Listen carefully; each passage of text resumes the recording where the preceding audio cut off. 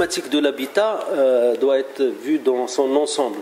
Aujourd'hui, dans le texte, il n'y a pas d'exonération supplémentaire pour le secteur de l'immobilier, même si je suis effectivement aujourd'hui sensible à la stagnation qui vit le secteur immobilier. Cette stagnation est due d'un côté à la saturation du marché en termes d'offres, enfin de demande plutôt, au niveau de logement économique. Dans certaines régions, la production a été telle qu'on s'adresse à un marché. Le marché n'est pas extensible à l'infini. Donc nous avons satisfait l'essentiel de la demande aujourd'hui, relativement. Nous avons relativement satisfait l'essentiel de la demande solvable au niveau de cette tranche de logement économique.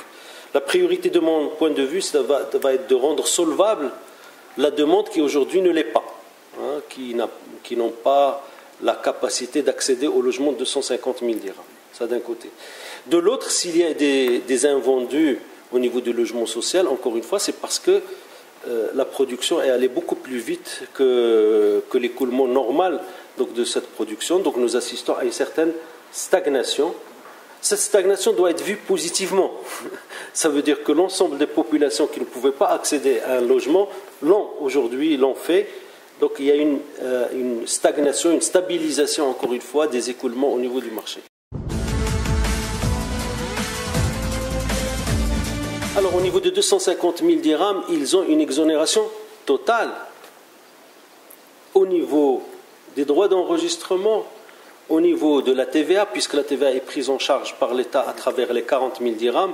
Et cette année, la pression sur le remboursement de la TVA est importante, en partie aussi parce que l'État paye à la place donc, des citoyens quelques 3 milliards de dirhams par an.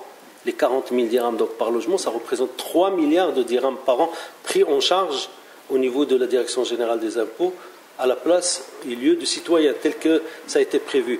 Bien entendu, ceci, dans le logement social, il n'y a pas d'arriéré TVA.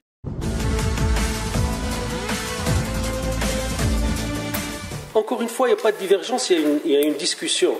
Non, je pense que la presse a un peu exagéré. Aujourd'hui, il y a une demande qui s'exprime au niveau de la classe moyenne, des produits de 400 000 dirhams.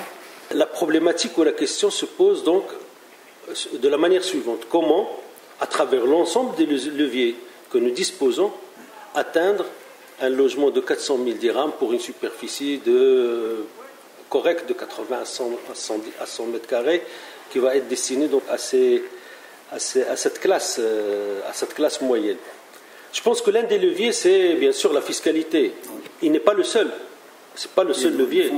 Il y a le foncier, il y a le plan d'aménagement, on peut mettre des logements en hauteur pour réduire le coût, et un certain nombre de... Pour le levier financier, je pense que, encore une fois, si vous pouvez, disons, la différence, c'est est-ce qu'on doit ou non exonérer ce produit de l'IS. L'IS, fonctionne de la manière suivante. Vous gagnez, vous payez, vous ne gagnez pas, vous payez pas. Et si on continue pour certains secteurs de prévoir des exonérations de l'IS, je pense qu'il y a d'autres secteurs qui peuvent aussi légitimement, qui en ont besoin et qui créent des emplois pérennes et qui permettent de donner des revenus donc, à des citoyens pour pouvoir accéder au logement.